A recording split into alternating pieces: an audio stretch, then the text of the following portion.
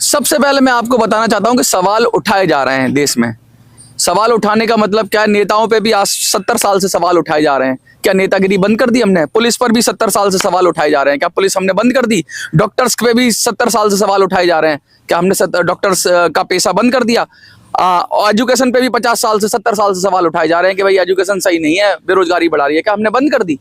कोई चीज पे सवाल उठाने का मतलब है उसको बेहतर करो। कि अगर चुनाव आयोग की ईवीएम को हैक करते तो बात अलग होती। कोई अपनी ईवीएम बना के अपना प्रोग्राम सेट करके उसमें चाहे बैगन निकाले, चाहे आलू निकाले, चाहे मुर्गी निकाले, चाहे मुर्गी के अंडे निकाले, वो कोई डेमो नहीं होता है। वो सीधा सीधा जनता को भ्रमित करने वाली बात है कि भाई मैं अपनी ईवीएम में अपनी तरह से सेट करके आ जाऊं और कहूं क्योंकि मेरी ईवीएम में गड़बड़ है, ऐसे चुनाव आयोग की ईवीएम में भी गड़बड़ होगी। नमस्कार दोस्तों, इस वक्त आप देख रहे हैं पॉलिटिक्स तक। सबसे बड़ा सवाल लोकसभा चुनाव से पहले, क्या ईवीएम हैक हो सकता है या नहीं, या ईवीएम को बैन करना चाहिए या नहीं? कमेंट में जरूर बताइएगा हाँ ना में, और इस वीडियो को लाइक, चैनल को सब्सक्राइब करके रख लीजिएगा। देखिए पूरे खबर। लगातार देश में ईवीएम के ऊपर सवाल उठाए जा रहे हैं और मांग करी जा रही है कि ईवीएम हम लोगों को चाहिए। 50 EVM election commission of India हम लोगों को दे दे, हम जांच करके आपको वापस दे देंगे। और वरिष्ठ वकील देश के लगे हुए। सबसे पहले मैं आपको बताना चाहता हूं कि सवाल उठाए जा रहे हैं देश में। सवाल उठाने का मतलब क्या है? नेताओं पे भी आज 70 साल से सवाल उठाए जा रहे हैं। क्या नेतागिरी बंद कर दी हमने? पुलिस पर भी 70 साल से सवाल उठाए जा रहे हैं। क्या पुलिस हमने बंद कर दी? डॉक्टर्स पे भी 70 साल से सवाल उठाए जा रहे हैं। क्या हमने डॉक्टर्स का पेशा बंद कर दिया? एजुकेशन पे भी 50 साल से 70 साल से सवाल उठाए जा रहे हैं कि भाई एजुकेशन सही नहीं है, बेरोजगारी बढ़ा रही है। क्या हमने बंद कर दी? कोई चीज पे सवाल उठाने का मतलब है उसको बेहतर करो। घोटाला है भाई साहब, ईवीएम दिखा रहे हैं बकायदा डेमो के साथ में। हाँ, मैं बताता हूँ, डेमो के साथ में दिखा रहे हैं। एक ईवीएम चुनाव आयोग की ईवीएम एक बना ली मैंने मशीन। मैं बता दूं आपको, मैं एक सॉफ्टवेयर इंजीनियर हूं और मैं सॉफ्टवेयर इंजीनियर के नाते बड़े ऑथेंटिकली ये बात बोल रहा हूं कि अगर चुनाव आयोग की ईवीएम को हैक करते तो बात अलग होती। कोई अपनी ईवीएम बना के अपना प्रोग्राम सेट करके उसमें चाहे बैगन निकाले, चाहे आलू निकाले, चाहे मुर्गी निकाले, चाहे मुर्गी के अंडे निकाले, वो कोई डेमो नहीं होता है। वो सीधा सीधा जनता को भ्रमित करने वाली बात है कि भाई मैं अपनी ईवीएम में अपनी तरह से सेट करके आ जाऊं और कहूं क्योंकि मेरी ईवीएम में गड़बड़ है, ऐसे चुनाव आयोग की ईवीएम में भी गड़बड़ होगी। दूसरा कोई सवाल आपका? क्यों लग रहा है आप लोगों को, जब जनता मांग कर रही है, एक बड़ी आबादी मांग करती है देश की कि ईवीएम बैन होना चाहिए, तो सरकारें जनता के लिए होती है, तो जनता की मांगों को पूरा करें, क्या दिक्कत है? जनता बड़ी आबादी मांग कर रही है, आपने कहा। कोई सर्वे हुआ है क्या इसका कि बड़ी आबादी मांग कर रही है? कोई बड़े बहुत ज्यादा लोगों ने उठाया, बड़े बड़े आंदोलन हुए क्या? 10-20 हजार लाख लोग आए हैं क्या? किसान आंदोलन था, बड़ा आंदोलन था। अन्ना आंदोलन था, बड़ा आंदोलन था। ईवीएम में 50-60 सर फिरे वकील, जिनको ना पता, वकालत का भी ABCD जिनको ढंग से नहीं आता, जिनको ना ए पता ना बी पता, ऐसे वकील 50-60 खड़े हो जाते हैं उठ के, कुछ भी चिल्लाने लगते हैं। और वकील चिल्लाए तो समझ में नहीं आता मुझे, क्योंकि वकीलों का तो पेशा ही झूठ बोलना होता है, इनका काम ही झूठ बोलना होता है और इनको ये सर्टिफाइड है। आप देख लो कोर्ट में क्या झूठा झूठा झूठा। ऐसा नहीं है सर, आप जो वहाँ पे वकील पे क्वेश्चन उठा रहे हैं, हाँ। संविधान को बचाने का काम सुप्रीम कोर्ट लेता है। हाँ। जब आर्टिकल 19 आपसे छीना जाता है, हाँ। पार्लियामेंट द्वारा, उसको रोकता सुप्रीम कोर्ट है। हाँ। और उसको ले जाने के लिए वकील जाते हैं। हाँ। तो आप बोल रहे हैं झूठा, बचा भी संविधान, वकील रहा है। हाँ। और आप झूठा बता रहे हैं। क्या बात कर रहे हो? कहते हैं कि एडवोकेसी का स्वर्ग है, ये स्वर्ग है भारत। भारत का कानून एडवोकेसी का स्वर्ग है, ऐसा एक कहावत भी है। आपको पता नहीं है कि वकीलों, आप आम जनता से पूछ के देखो कि वकील और पुलिस से ईश्वर बचाए, ये बोलते हैं, ये जनमानस है। आप कितना भी कह लो, दिल बहलाने के लिए गालिब ख्याल अच्छा, आप खूब तारीफ है करो वकीलों की, लेकिन सबको पता है कि वकील अपने क्लाइंट, उनका पहला धर्म होता है अपने क्लाइंट को बचाना, और क्लाइंट को बचाने के लिए कुछ भी बोला जाए वो बोलेंगे। अब उन्होंने एक मुद्दा, जब इतने सवाल उठ ही रहे हैं तो इलेक्शन कमीशन को दिक्कत क्या है? उठा के दे दे इतने सारे ईवीएम। हाँ, मैं अपने जेब से खरीद रहे हैं। आपको पहले दो चीजें समझनी चाहिए। एक तो होती है टेम्परिंग और एक होता है हैकिंग। मैं फिर से दोहरा रहा हूं ये बात, शायद वकीलों को भी नहीं पता। टेम्परिंग और हैकिंग में बहुत फर्क है। टेम्परिंग के लिए आपको मैंने कोई चीज दे दी, आपने उसमें मॉडिफिकेशन कर दिया। अगर आप कोई चीज ले जाते हो मेरे पास से, मैंने एक चाय विक्रेता हूं, मैं अपनी चाय बनाता हूं, मैं कहता हूं ये चाय बहुत अच्छी है, आप कहोगे नहीं ये चाय खराब है, मैं बताऊंगा मुझे चाय दे दो, वो चाय लेके जाएंगे, उसमें चाय में कुछ मिलाएंगे और फिर लेके आएंगे, कहेंगे ये टेम्परिंग है, ये हैकिंग नहीं है।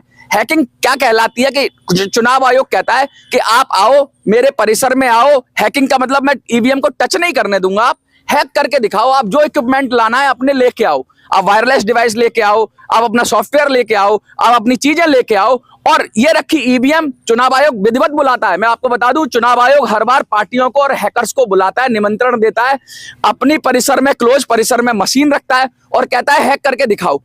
टेम्परिंग की इजाजत नहीं देगा। टेम्परिंग के बाद तो कुछ भी कर लोगे। मैंने आपको ईवीएम दे दी और आप ले गए और लेके बदल के उसमें टेम्परिंग का मतलब और है। कोर्ट के वकीलों द्वारा बोला जा रहा है कि इलेक्शन कमीशन कहता है ओटीपी, वन टाइम प्रोग्रामिंग, हाँ। और वापस कहता है कि हम उसे वापस रिप्रोग्रामिंग करते हैं। हाँ। अगर वो ओटीपी है तो रिप्रोग्रामिंग हो कैसे सकता है?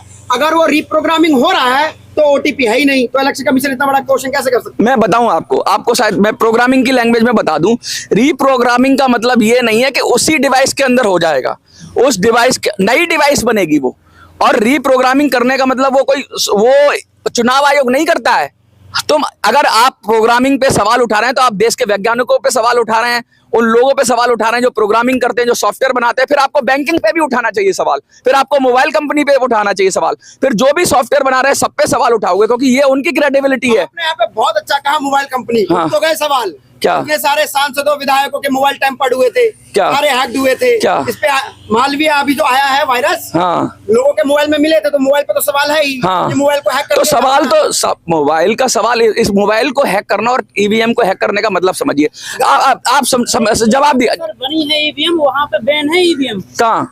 ईवीएम जहाँ से बनी है फ्रांस से, वहाँ पे बैन ईवीएम, वहाँ पे बैलेट पेपर से ही चुनाव होते हैं। ये कोई तरीका, इसका जवाब मैं देता हूँ, इसका मैं जवाब देता हूँ कि यहाँ पर बनी है और वहां से बैन है। ऐसा कुछ नहीं है, ये टेक्नोलॉजी होती है कि ईवीएम फ्रांस में बनी थी, ये भी आपको गलतफहमी है। भारत की ईवीएम भारत ने बनाई है, फ्रांस वाले अपनी ढंग के बना नहीं पाए, हमने अपना सॉफ्टवेयर बनाया है। अगर उनका बनाई हुई मशीन फेल होती है तो उनकी रेस्पॉन्सिबिलिटी है। भारत का बनाया हुआ रॉकेट कुछ कम पैसे में मंगल तक पहुंच जाता है, और अमेरिका का बनाया हुआ, अभी रसिया ने एक रॉकेट भेजा था चांद पे, बड़ी तेज गया, गिर गया, हमारा उतर गया वहां पे। उनकी मशीन उनकी गारंटी, हमारी मशीन हमारी गारंटी। आप जिन वकीलों की बात कर रहे हैं वही वकील बोल रहे हैं कि ईवीएम में पारदर्शिता नहीं है, मतलब जो काला वो शीशा लगा के रखते हैं उसको सफेद भी तो कर सकते हैं। अब काला शीशा लगा के सफेद कर सकते हैं, ईवीएम का रंग भगवा है उसे नीला कर सकते हैं। अरे सुनिए बात, सवाल सुनिए। क्या वोटर को क्या काला शीशा, आपने क्या कहा? आपको समझ में नहीं आता। काला शीशे की बात नहीं है, लाइट के अंदर रिफ्लेक्शन होता है, और जो शीशे के अंदर से अगर आपको पर्ची नहीं दिख रही है, काले का मतलब होता है कि ट्रांसपेरेंट ना हो। काले का मतलब क्या होता है?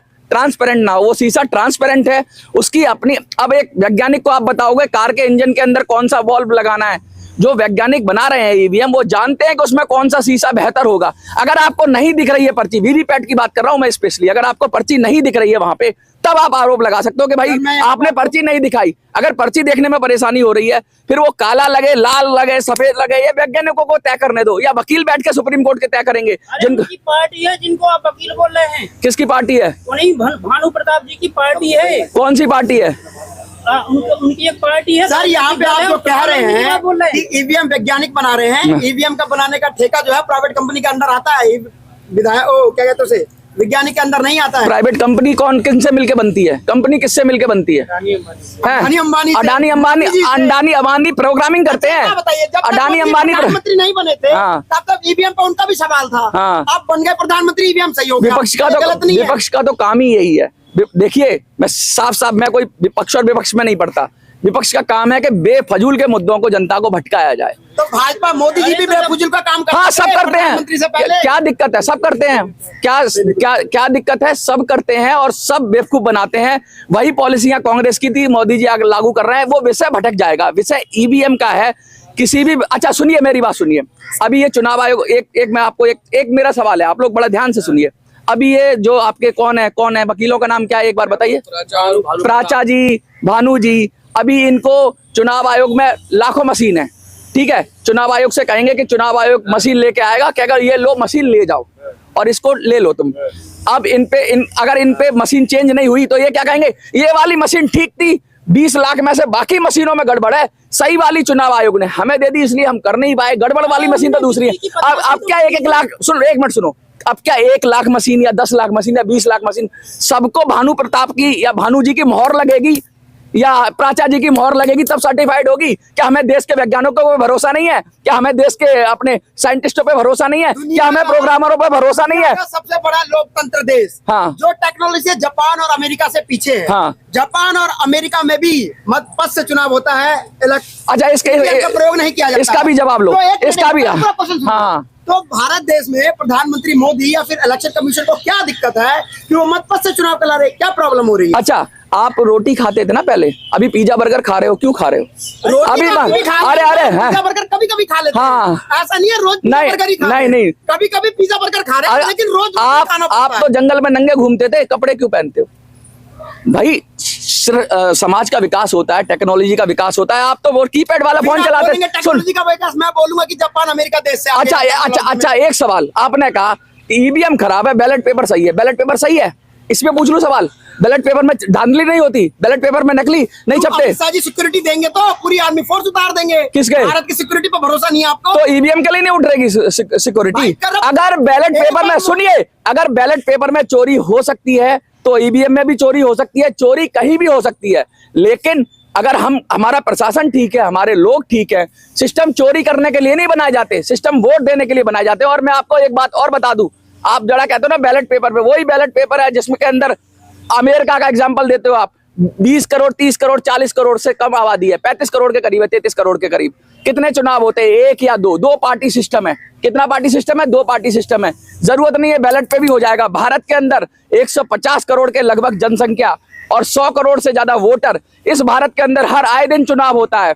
हम डेमोक्रेसी में रहते हैं जहां पे इतना चुनाव होता है। अगर ये भी उससे बैलेट पेपर से कराने लगे ना तो पेड़ के पेड़ काटोगे, जंगल के जंगल, पेपर कहां से लाओगे, समय कहां से लाओगे, मैन पावर कहां से लाओगे? 4-4 दिन गिनती होती है और 4 लोग, अगर मैं एग्जांपल दे दूं, आप दलित हो, कैंडिडेट हो, और 4 ब्राह्मण बैठ के काउंटिंग कर रहे हैं।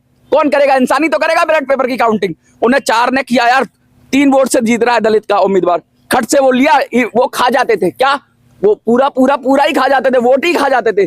काउंटिंग में गड़बड़। और सुनो, मोहर लगाते थे ना, मोहर को कह देते थे ऊपर कर दी, नीचे कर दी। बैलेट पेपर की चीजें बता रहा हूं मैं आपको। आप शायद नए लड़के हो, बच्चे हो, अभी मैंने देखा है बैलेट पेपर का जमाना।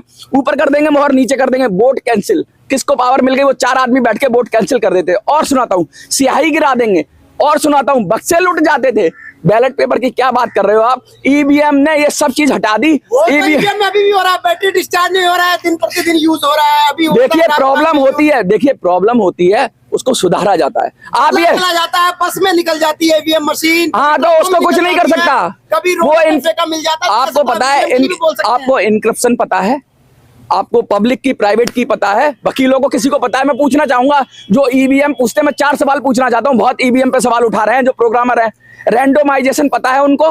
वकीलों, जो भी वकील मेरी बात सुन रहे हो, क्या तुम्हें रैंडोमाइजेशन पता है? नहीं पता तो बात बंद करो, किसी सॉफ्टवेयर इंजीनियर को खड़ा करो।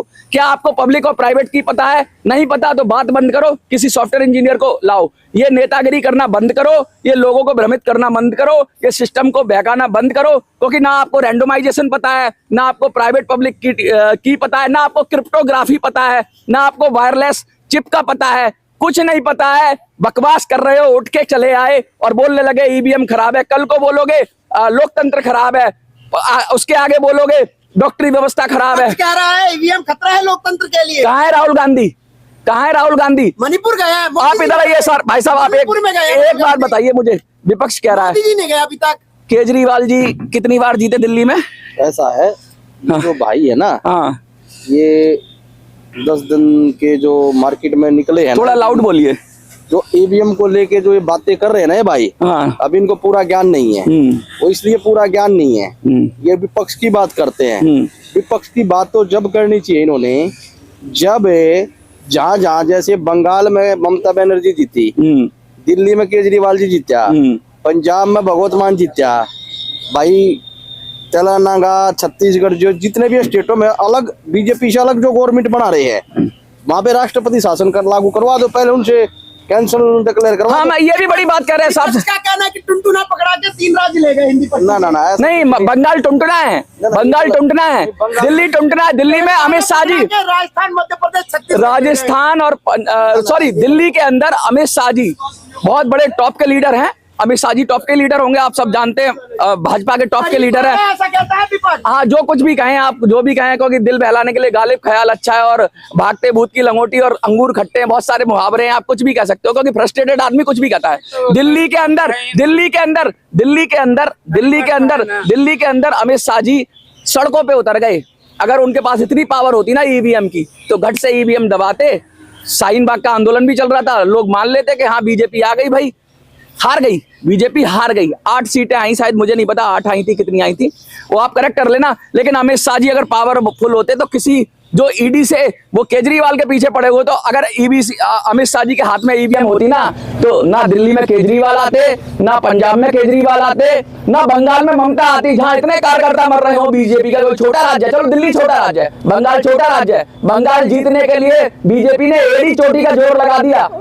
साउथ में अगर तेलंगाना जीत लेते, तो विजय होती नहीं होती, बीजेपी क्या ढोल पीटती कि हम साउथ में भी आ गए। ईवीएम है, ऐसा कुछ नहीं है, ये सिर्फ प्रोपेगेंडा कर रहे हैं। और इन वकीलों को कानून की जानकारी होगी, सॉफ्टवेयर की जानकारी नहीं है, टेक्नोलॉजी की जानकारी नहीं है ना कि उनके पास में सॉफ्टवेयर इंजीनियर हैं जो कौन सा सॉफ्टवेयर इंजीनियर लाओ ना, बात कराओ उससे मेरी। अरे लेके आओ, मैं चैलेंज करता हूँ, कोई सॉफ्टवेयर इंजीनियर हैकिंग, और पहले तो उससे पूछो टेम्परिंग और हैकिंग में क्या फर्क है। अरे लाइव प्रोग्राम करके वो दिखा रहे हैं। अरे लाइव प्रोग्राम, अरे भाई मैंने मेरे प्रोग्राम के अंदर जंतर मंतर की ऐश्वर्या राय नाचने लगे और वो नाचने में गलती कर दे, और मैं कहूँ कि वो जो ऐश्वर्या राय है उसमें भी गलती है। अरे तुम्हारी डुप्लीकेट ऐश्वर्या राय, तुम्हारी डुप्लीकेट माधुरी दीक्षित, तुम्हारी डुप्लीकेट श्रीदेवी वैसा नहीं नाच सकती जैसा वो बॉलीवुड में नाचती हैं। विपक्ष कहता है मोदी जी मत से डरते हैं, लाख परसेंट का क्या उत्तर देंगे आप? विपक्ष, कुछ तो लोग कहेंगे, लोगों का काम है कहना, छोड़ो बेकार की बातों में, कहीं बीत ना जाए 2024। राम आ रहे हैं, इसलिए विपक्ष को वो याद आ रहे हैं, क्या आ रहे हैं, वही याद आ रहे हैं। अरे वही विपक्षी लोग बोलते हैं कि हाँ, जब आपने विपक्ष को कूदा, आप ईवीएम से भाग गए, आपके सवाल खत्म हो गए, आप विपक्ष और पक्ष में आए, तो मैं राम में चला गया। राम में क्यों चले गए हैं? क्योंकि राम हमारे अंदर है, राम हमारे बाहर। और सुनो, हम सबके अंदर हैं, कहीं नहीं गए थे राम। ये भी तो अरे कबीरदास जी को जानते हो आप, नानक को मानते हो? हाँ। नानक के कौन थे? नानक किसका स्मरण करते थे? राम का स्मरण करते थे। आपने यहाँ पे नानक की जब बात की, हाँ। आपके जो भजनलाल शर्मा है, हाँ। वो सत श्री अकाल सही से नहीं बोल पाए हैं। कौन? अरे अपने सीएम को नहीं जान रहे। नानक सत श्री अकाल बोलते थे। मैंने नानक की नहीं, मैंने नानक सत श्री अकाल बोलते थे। भाजपा का नेता जो है वो सत श्री अकाल नहीं बोल पा रहा। राम राम बोल रहा है ना, तो राम में सब आ जाते हैं, राम में सब शामिल है। जाकी रही भावना जैसी, वो देखे मूरत इन तैसी। और भगवान कहते हैं, भगवान भाव के भूखे होते हैं, आप जिस भाव में उन्हें भजोगे उसी भाव में आ जाएंगे। अरे तो जो आप बोल रहे हैं कि राम आएंगे, हाँ। मतलब तो वही दूसरे लोग बोल रहे हैं कि राम कहीं और बाहर थे क्या? राम सब जगह में है। एक राज्य पाने रह गया राम। भाजपा राम क्यों बेच रही है? हाँ। राजनीति का नाम ले तो लिया। राम के नाम पे राजनीति कर रहे हैं ना दीदी। तो क्यों ना करे राजनीति? 22 तारीख को क्या बीजेपी का प्रोग्राम हो रहा है अयोध्या में? अरे आप जो कहो, अब मैं बीजेपी का प्रवक्ता तो हूँ नहीं जो आप मुझसे पूछ रहे हो। अगर बीजेपी का प्रोग्राम हो रहा है तो इनको नहीं जाना चाहिए। और तो आप ही बता रहे हैं फिर। हैं? बोलिए राजनीति। हाँ, तो राजनीति तो होती है। क्या विपक्ष की राजनीति नहीं है? राम के खिलाफ, राम को डिफेम करो, राम का पूछो कि राम काल्पनिक थे, राम के ऊपर आपत्ति उठाओ, ये विपक्ष की राजनीति नहीं है अपने वोट बैंक को खुश करने के लिए। मान रहे बीजेपी धर्म की राजनीति सभी कर रहे हैं, सब कर रहे हैं। वो विधर्मी है, वो रावण है और वो राम है। रावण और राम तो युद्ध तो हो ही रहा था, यहाँ भी युद्ध हो रहा है। एक राम के खिलाफ है और एक राम के साथ है। और जो नहीं राम का, वो हमारे किस काम का? वो इस देश का नहीं हो सकता। जो राम का नहीं है वो इस देश का नहीं है। अरे तो बाकी धर्मों के भी तो लोग रहे हैं। बाकी देश के, राम का देश है, बाकी धर्मों के देश। कौन सा धर्म? कोई धर्म नहीं है, सब मजहब है। वो धर्म नहीं है। धर्म की परिभाषा क्या है? धर्म की परिभाषा क्या है? मुसलमान इस देश से नहीं है। क्या आपने कहा जो राम के लिए किसी काम के लिए? हाँ, किसी काम के नहीं। मुसलमान देश के नहीं। तो 22 करोड़ मुसलमान राम उनके वंशज नहीं है। 22 करोड़ मुसलमानों के मुसलमान कह दें क्या कि राम हमारे वंशज नहीं है? मुसलमान कह दें कि हम वहां से टपक के आए थे? मुसलमान कह दें कि हम कन्वर्टेड नहीं है? मुसलमान कह दें हम इस धरती के नहीं है? 22 करोड़ कन्वर्टेड है देश के मुसलमान। बिल्कुल कन्वर्टेड है। किसी मुसलमान से जाकर पूछो, गांव के गांव कन्वर्ट कर दिए गए, किस वजह से हुए? मैं उस पर नहीं जाना चाहता। बहुत कोई भी सच्चा मुस्लिम नहीं है। सच्चा मुसलमान होगा ना तो मैं फिर कहूंगा नहीं वो क्या ही कर देगा, वो तो इस देश में रह ही नहीं सकता, क्योंकि ये देश मिला ताजमहल के नीचे भी शिव मंदिर है, तो ताजमहल क्यों नहीं तोड़वा देती सरकार? है। आपको पता होगा, मुझे नहीं पता इस विषय में। आप देखिए ईवीएम से चल किसी ने कहा है कि न मोदी से डरो न शाह से डरो, अल्लाह से डरो। हाँ, किससे? न मोदी से डरो न। हमारे यहाँ राम डराते नहीं, अल्लाह डराते होंगे। आपके यहाँ आप अल्लाह के मानने वाले हो, आपके यहाँ अल्लाह डराते होंगे। हमारे यहाँ ईश्वर डराता नहीं है। हमारे यहाँ ईश्वर भाव का भूखा है, और ईश्वर कहता है कि आ जाओ, जिस भाव में तू मुझे भजेगा उसी भाव में। अरे रावण को भी राम मिले थे, तो इन जो राम का नाम ले रहे हैं ये तो अच्छा ही कर रहे हैं। आप क्या कहना चाहते हैं कि मोदी जी रावण है? क्योंकि मोदी जी को ये आप कहना, ये आपने कहा जो राम का विरोधी है, मोदी जी राम के विरोधी हैं। का आप श्रेय किसे देना चाहेंगे, मोदी जी को? सबको देना चाहेंगे। मोदी जी को क्यों नहीं देना चाहेंगे? मोदी जी को, देश की जनता को, जो शहीद हो गए राम मंदिर के लिए आंदोलन में, मोदी जी की वजह से बन रहा है राम मंदिर, सबकी वजह से बन रहा है। मोदी जी जाएंगे? मोदी जी भी एक कारक है, मोदी जी भी एक उसमें कारक है। राम मंदिर की लाल कृष्ण आडवाणी जी जाएंगे कि नहीं जाएंगे? बहुत लाठी खाए थे वो राम मंदिर के नाम पे। लाल कृष्ण आडवाणी जी की सेहत ये उनसे पूछिए, वो जाना चाहेंगे तो जाएंगे। मोदी जी जाने ना दे रहे हैं। उमा भारती ये आप लाल कृष्ण आडवाणी जी से पूछिए ये सवाल। मोदी जी कहते हैं सबका साथ सबका विकास, तो क्या मोदी जी बाबरी मस्जिद भी बनवाएंगे? क्या बाबरी मस्जिद बनवाएंगे इस देश के अंदर? बाबरी आपको बनवानी है बाबरी मस्जिद? है आपको इस देश में बाबर को तेल लगाओ डाबर का और नाम मिटाओ बाबर का। साफ साफ कहता हूँ, इस देश में खत्म कर दिया बाबर। इस देश में बाबर की जरूरत नहीं है, इस देश में बाबर की जरूरत नहीं है। और जिनको बाबर की जरूरत है वो चले जाए, वो बाबरी वो बना ले पाकिस्तान के अंदर बाबर, क्योंकि उन्होंने बनाई है शाहीन, उन्होंने बनाई है मिसाइल बाबर के नाम पे, उन्होंने बनाई है मिसाइल औरंगजेब के नाम पे, उन्होंने बनाई है सुनो गौरी के नाम पे।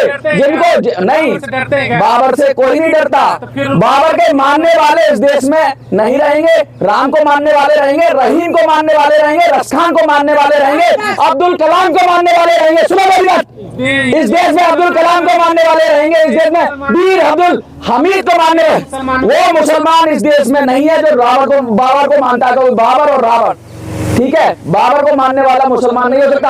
और बाबर अपने आप में मुसलमान नहीं था, आपको पता नहीं, मुगल था। और मुगल का भी इतिहास, वो चंगेज खां, आपको पता नहीं, इतिहास के छात्र बनो, किसी पूछना इतिहासकार से कि वो किसका, वो चंगेज मंगोलियन चंगेज, उसका वो था।